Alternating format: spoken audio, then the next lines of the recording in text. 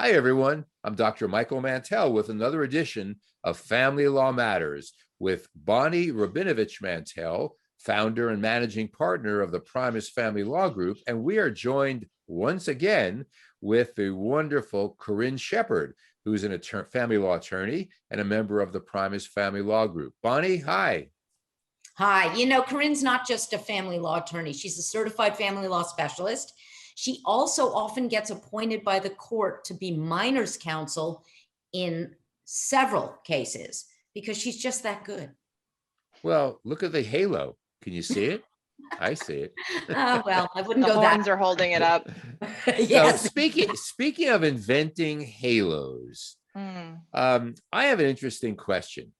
Many people have heard of something called Munchausen's disorder. It's a psychiatric disorder where people invent certain diseases that they believe they have, and other psychological difficulties, believing you have a halo over your head or something like that.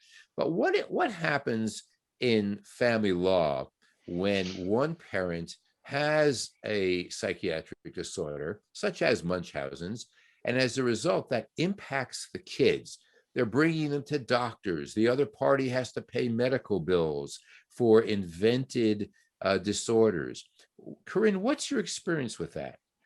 Well, a couple of things. The first thing is to just be very careful, obviously, not to play, junior psychologist with another parent, because you'd be surprised how many people, once they're divorced, are abusive or narcissistic or crazy. It's amazing how often people like to diagnose their spouses afterwards.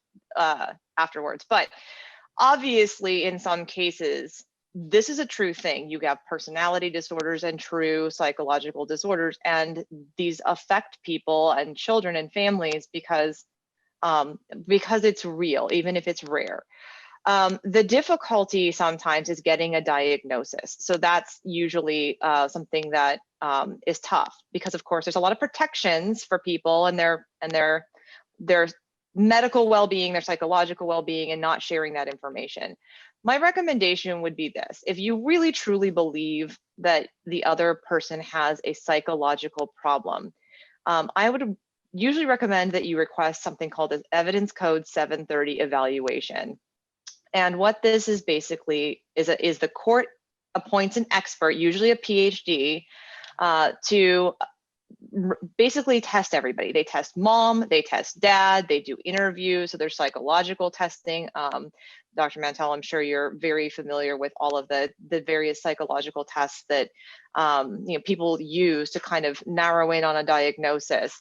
It's not there to diagnose somebody. So let me be very clear that they're not going to give you a diagnosis. What they're going to say is that somebody has some factors in their personality that would suggest certain things. Sometimes this information can come in different ways. Sometimes you'll have, especially with Munchausen's. Munchausen's is a really interesting one that has just come up for me a lot lately personally. Usually you'll see this from other professionals. The child's pediatrician is like, wow, they're in here all the time, but there's just this roving diagnosis. It's just, if we tell you it's not autism, then maybe it's ADHD. If we tell you it's not ADHD, maybe it's some bipolar disorder. If it's not bipolar disorder, maybe it's this other thing.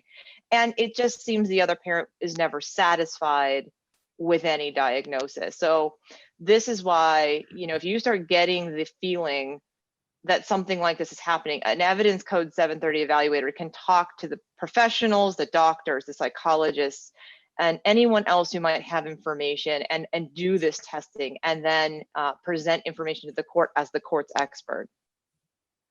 Bonnie, what's your experience with this? This must be something that is exasperating for so many. It can be, Michael, because you've got one parent who is afflicted and then impacting the child, and you have another parent who has to sit back, often believes the child is just fine. Maybe it's a preteen, maybe it's a toddler, maybe it's a terrible twos. Kids developmentally go through crap. And, it doesn't mean that they've got mental issues or that they've got other issues.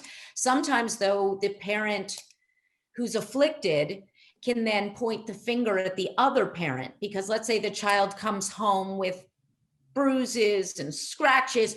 children play, children get hurt, it doesn't mean they're being abused. But with the afflicted parents' need to find something wrong, then it becomes, and then you've got, right, Corinne, CWS, Child Welfare Services involved, because as a parent, you can call a welfare check. And you've got now there's no limit to how many CWS reports one can make. So if you've got this affliction and your child comes home every third day from the other parent, you can see how this can become, and then the courts get involved, and you've now created a situation that was here on the conflict scale, all the way up to here on the conflict scale, because a parent's trying to prove a negative. I didn't do it. How do you prove that? One of the things that it reminds me of is, I don't know if you guys know the proverb about the blindfolded or blind men that are touching various parts of an elephant and trying to describe what an elephant is. You know, they touch the trunk, it feels like a hose. You touch the ear, it feels like a leaf. You touch the hide, it feels like leather. You touch the tail, it feels like a branch. And so, you know, depending on who you speak to, the elephant is a different thing. And nobody has the full picture. This is one of the issues with this, is because, you know, if you take the child to rabies, they're not necessarily talking to CWS. If you're, you know, taking them to the pediatrician, they don't necessarily know that you took them on an emergency basis to rabies or what CWS has found. And various parts of the agencies that are involved or the professionals involved don't interrelate. They don't share information. I can tell you right now, CWS often doesn't even review its own prior findings, which is unfortunate. I think they're supposed to, but I don't think they are required to. This can lead to our elephant situation, where everybody has a piece of the puzzle, but no one is seeing the broader picture. And so a lot of these things can go under the radar, undetectable, or difficult to prove for a very long period of time. And especially because, as you mentioned, Dr. Mansell, something like Munchausen's or Munchausen's by proxy is a very rare kind of thing. But also to this, people also should remember that most of these diagnoses are a range kind of thing. There's a spectrum. You could have aspects of a personality or aspects of a disorder without having the full disorder. A lot of times there's a need to be needed, a need to be wanted, a need for attention, the need to feel the child is special.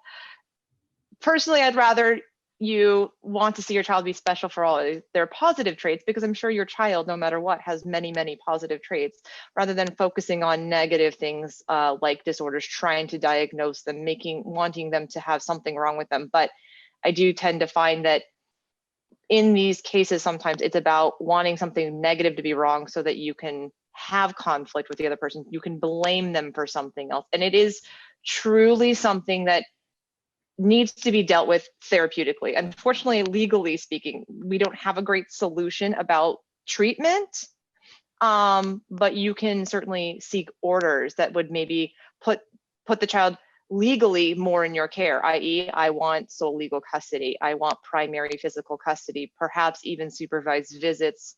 You can get orders for people to be in therapy, either conjoint therapy. I think the thing that you have to really be cognizant about is, what are you telling your child when you're constantly taking it to the doctor, constantly taking it to psychologists, constantly telling this child in some ways that there's something wrong with this child? That child's going to internalize that, and eventually what will happen is your child will manifest that there is something wrong with it because it believes it. And in many ways, it gets even worse when one parent, as soon as they take the child from the ex-spouse, the other parent, they immediately say, you know, something's wrong. Whenever you go to your dad's house, whenever you go to your mom's house, you always come back with a headache or with this or with that. And not only do they just instill in the child a sense that there's something wrong with you, but it's the other parent's fault. And Michael, you know what courts are often left with the remedy of doing is that they will pluck that child from the primary, let's say it's the primary parent who is this afflicted parent. They will flip custody. If they will sit there and say, look, there is nothing that I can do anymore to make this go away because you're in this situation, whatever part of the spectrum you're on, you're not addressing it, and I have to take care of this kid. And so I will move this kid, if you don't stop, to the other side. And you can, give them sole legal custody, certainly over medical decisions. So you can't be running the kid to the doctor when you do see him. and you can see, folks, why the Primus Family Law Group has been described as sophisticated, relentless, formidable, but most of all, caring. Bonnie, if people want to be in touch with Primus Family Law Group for more information, how can they reach you? You can always reach us at 619-574-8000, and we will definitely schedule you for our free 30-minute phone consultation to see how we can help you. Or you can reach out to us online, www.primusfamilylaw.com. You can see all of Team Primus on our website. Corinne Shepard, Bonnie Rabinovich Mantell, thanks for another terrific Family Law Matters. See you next time, folks. Bye. Bye, Michael.